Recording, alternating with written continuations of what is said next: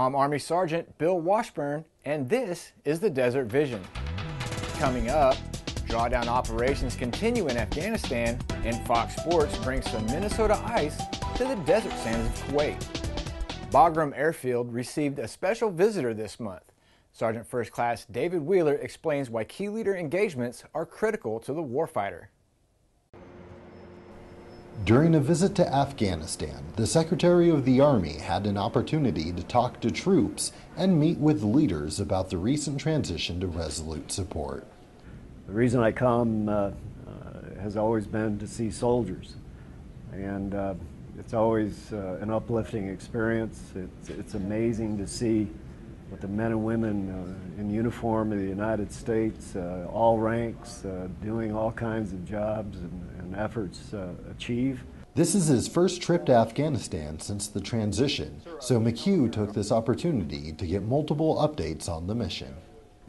The Afghan security forces have taken the lead since June, are going out and taking on the enemy, and have shown their ability to overmatch the enemy in just about every situation.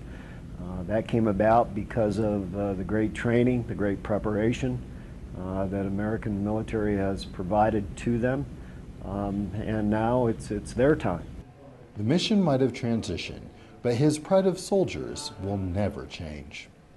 Well, I'd be remiss if I didn't tell all the men and women here at Bagram and throughout the AOR in Afghanistan of how proud not just I am of them, but all of our senior military leaders, the President, the Secretary of Defense, the folks that asked them to come out and do this mission.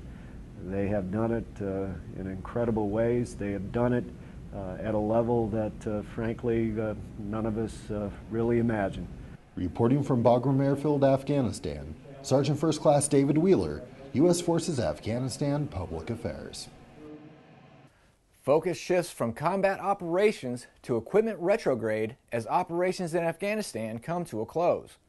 Army Sergeant Carlos Gonzalez visits a unit movement control team to see the drawdown in progress. My name is Sergeant Brianna Carter, and I'm with the 458th Movement Control Team. We do the Arrival Departure Air Cargo Group operation, so we prepare Army cargo to go on Air Force flights. Some of the cargo we work with comes from Afghanistan as retrograde cargo. We restage it, redo the paperwork, and send it up north to Iraq. Other cargo is deployment and redeployment cargo, where the unit's either bringing it to or from, bringing it from home station all the way to their duty location, or bringing it back from their duty location to home station. We go through vehicles and make sure that they're in the proper configuration with the proper paperwork, so that the Air Force's job is minimal and easy, and all the cargo makes it on the flight. To date, we haven't had a piece of cargo miss flight for anything that was in the realm of control.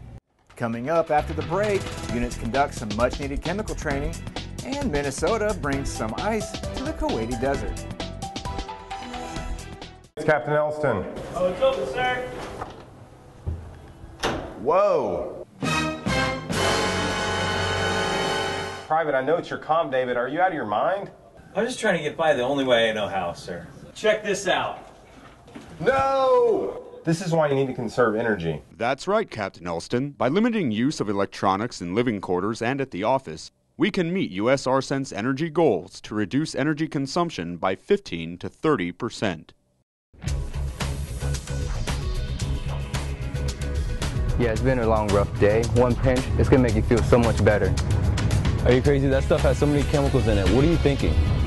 Smokeless tobacco use has a detrimental impact on our overall health and wellness. Each year, 43,000 Americans are diagnosed with oral cancer. Oral cancer screenings at your annual dental exam help to aid in early detection. Say no to smokeless tobacco. Through U.S. ARCENT's Energy Awareness Campaign, the Army is looking into new ways of improving energy and fuel conservation. But don't take my word for it, just ask a Joe. These shades will reduce solar exposure by 85%. Which will decrease temperatures inside the structure by at least 15 degrees. By utilizing this technology and keeping an eye on fuel consumption, we can all help reduce fuel use and increase energy efficiency.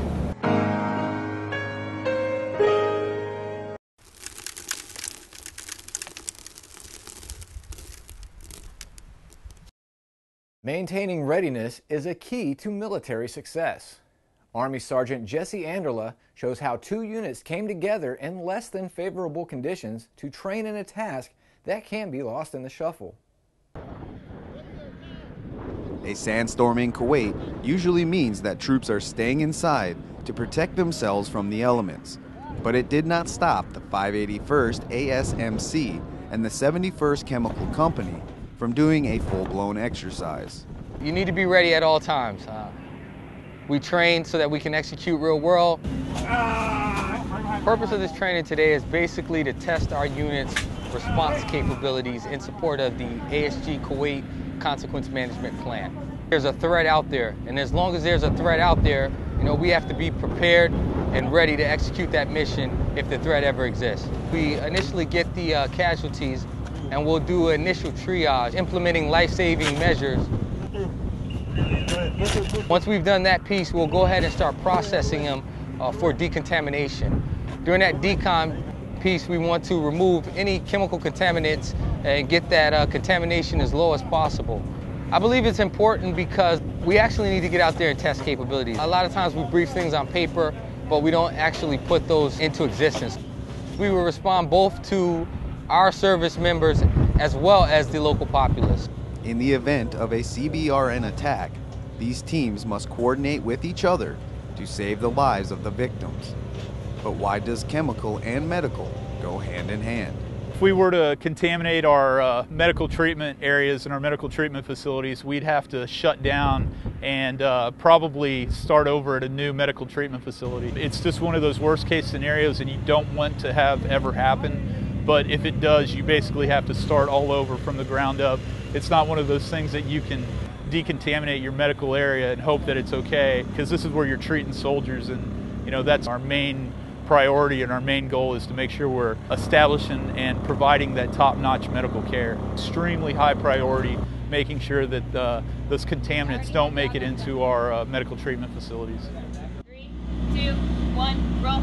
We did not have much training on this before we came out here and implemented this, but seeing what they provide and bring to the table along with what we bring to the table, and really coming together and finding that common ground, seeing what each unit provides and how to react so that if it ever were to actually happen, we're able to effectively operate and really not trip over each other.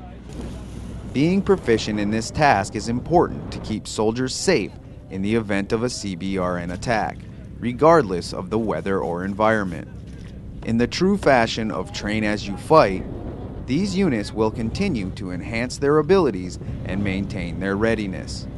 For U.S. Army Central, I'm Army Sergeant Jesse Anderla. When you think of hockey, you're probably not thinking about the desert.